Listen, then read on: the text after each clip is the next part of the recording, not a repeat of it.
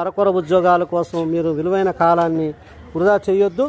దయచేసి మీరు కూడా ఈయన సాయి ప్రసాద్ లాంటి లాగా నడుం కట్టాలి. వ్యవసాయంలో యూత్ ముఖ్యంగా వ్యవసాయంలో పాడి పంట అన్నిట్లో ఉండాలి, రాజకీయాల్లో కూడా ఉండాలి. ఇప్పుడు వచ్చినటువంటి లీడర్స్ చాలా వయసు ఎక్కువైపోయి వాళ్ళకి ఆశ ఎక్కువైపోయి పరిపాలనా విధానాన్ని పాడు చేస్తున్నారు.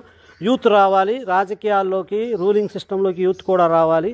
వస్తే మనకి యూత్ అంటే మంచిగా మనస్ఫూర్తిగా స్వచ్ఛమైన మనసుతో పరిపాలిస్తారు కనుక మన పరిపాలన విధానం బాగుంటుంది. ఈ ఏజ్ బారైన వాళ్ళు మినిస్టర్లు అయితే మనకి దేశానికి ముప్పే తప్ప ఏముండదు. వాళ్ళకి స్వార్థం ఎక్కువ ఉంటుంది. వాళ్ళు ఎప్పుడు వాళ్ళే సంపాదించుకుందాం అనే ఆ దృక్పథంలో పైకి మాత్రం ఈ పథకాలు ఆ పథకాలని పెట్టి జనాల్ని ఆకట్టుకొని వాళ్ళే రాజకీయాలు చేసుకుంటూ వాళ్ళే డెవలప్ అవుతూ ఉంటారు. జనాల్ని ఏమీ డెవలప్ చేయరు. జనాలకి ఏదో ముందు జేబులో పావలా వేసి వెనక జేబులో ముప్పాలో కొట్టేస్తారు తప్ప వాళ్ళు దేశాన్ని అభివృద్ధికి ఏమీ తోడ్పడరు అంత ఎక్కువగా. కనుక గమనించాలా, యూత్ ఉండాలి అన్నిట్లో, అన్ని రంగాల్లో యూత్ ఉంటే మన పరిపాలన విధానము అంతా కూడా బాగుంటుంది అనేసి ఇక్కడ ప్రజలు నమ్ముతున్నారు. కనుక ఈ సింగభూపాలెంలో ఈయన ఒక్కడని కాదు, ఇలాంటి వాళ్ళు సాయి ప్రసాద్ లాంటి యూత్ చాలామంది ఉన్నారు. చిన్న మీ యూత్ ఎంతమంది ఉంటారో, 100 మంది ఉంటారు ఈ ఊళ్ళో పిల్లలు నీకులాగా ఏజ్. ఈ ఏజ్లో అసలు వాళ్ళు షోకులు అనేసి విలాసాలకు అలవాటు పడిపోయి తల్లిదండ్రుల మీద భారం అయిపోయి ఉద్యోగాలు చేయక చేసిన 10,000కి 15,000కి చేస్తూ సరిపడని జీతాలతో కింద మీద అవుతూ ఉంటారు. కనుక యూత్ని ఎక్కువగా మనం చూడండి, అబ్బాయి ఎంత కష్టపడతాడు, మళ్ళీ పాలు అమ్ముతాడు, మళ్ళీ పాలు చూడండి పేడ కూడా పేడ ఎత్తుతాడు, ఫీల్ అవ్వడు. అలాంటి మంచి మనస్తత్వం ఉండాలా. అలా ఉంటేనే పిల్లలు డెవలప్ అవుతారు. ఒకప్పుడు కష్టపడి పైకి వచ్చిన వాళ్ళు ఇప్పుడు కోటీశ్వరులుగానే ఎదిగారు.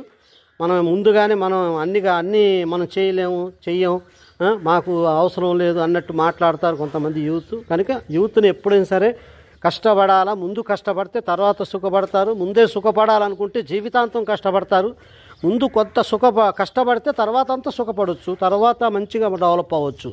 కానీ ముందే సుఖాలకు అలవాటు పడిపోయి చిన్న సుఖాలకి అలవాటు పడి పెద్ద పనుల్ని పెద్ద డెవలప్మెంట్లను వదులుకుంటారు తెలియని వాళ్ళు. కనుక దయచేసి ఈ యొక్క సింగభూపాలెం యూత్ అంతా కూడా వీళ్ళు ఒక్కళ్ళేని కాదు, ఒక సాయి ప్రసాద్ అని కాదు, శ్రీనివాస్ అని, దుర్గా అని అన్ని చాలామంది ఉన్నారు. వీళ్ళందరూ దాదాపు 100 మంది యూత్ ఇక్కడ వ్యవసాయం చేస్తారు, పాడి పశువుల్ని చూసుకుంటారు.